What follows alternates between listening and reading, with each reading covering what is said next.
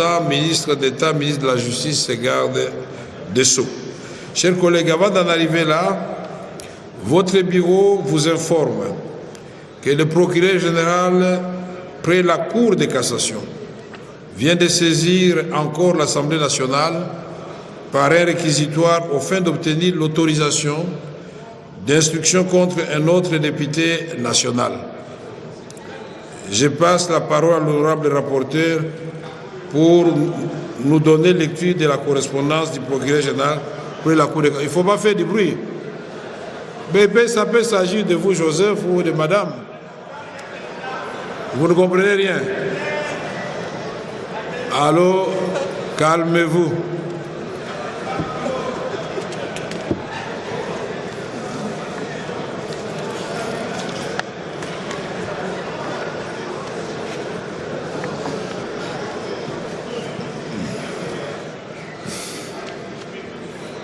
Merci, honorable président. Réquisitoire du procureur général près la Cour de cassation aux fins d'obtenir l'autorisation d'instruction contre les sueurs Nicolas Kazadinzouji,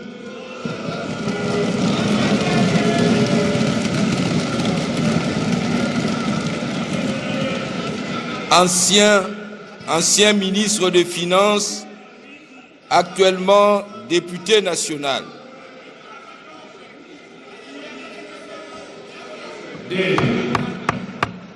Honorable député, on va suspendre la lecture alors. Honorable rapporteur, tant qu'il continue à faire du bruit, vous ne parlez pas. Je vais demander au rapporteur de gagner sa place, on passe au point suivant.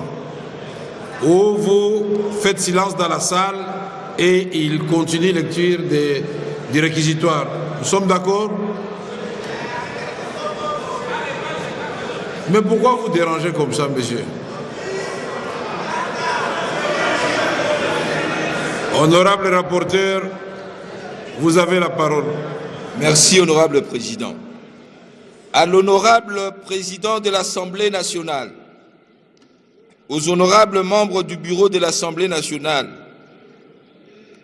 à Kinshasa, Lingwala, honorable président, honorable membre du bureau, conformément aux articles 107 alinéa 2 de la Constitution de la République démocratique du Congo, tel que modifié par la loi numéro 11/002 du 20 janvier 2011 et 75 de la loi organique numéro 13/010 du 8 février 2013 relative à la procédure devant la Cour de cassation.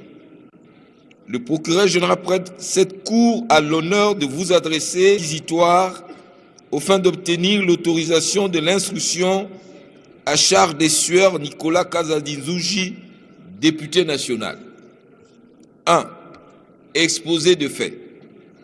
En date du 4 mars 2025, M. Nicolas Kazadinzouji, ancien ministre des Finances de la République démocratique du Congo, actuellement député national, a fait une sortie médiatique au cours de laquelle il a révélé la gabegie financière à outrance, caractérisée par de nombreux maux qui gangrènent la gouvernance publique.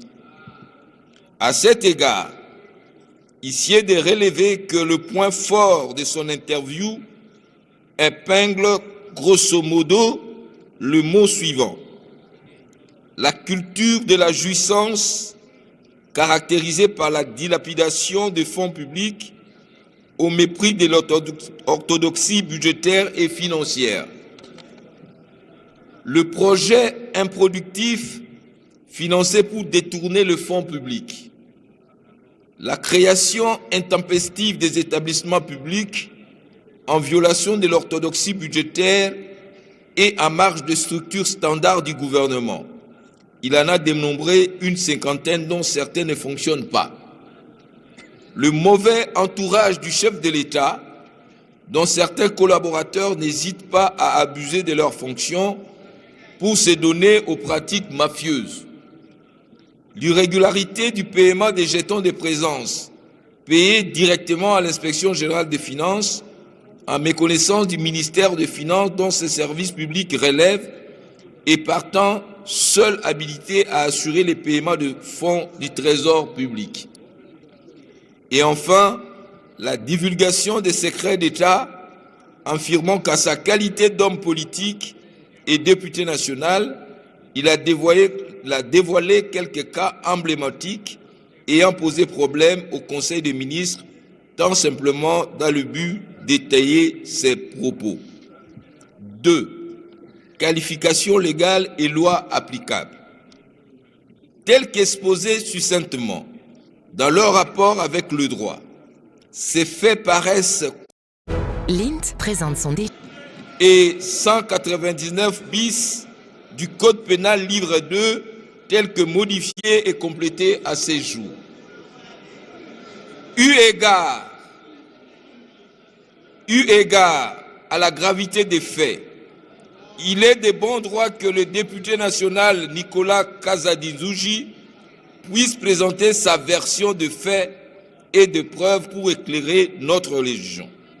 Par ces motifs qui plaisent au bureau de l'Assemblée nationale d'autoriser l'instruction à charge du député préqualifié pour révélation des secrets d'État et propagation de faux bruits et partant lui remettre de présenter ses moyens de défense. Fait à Kinshasa le 29 mai 2025, l'officier du ministère public, Firmin Mvonde Mambou,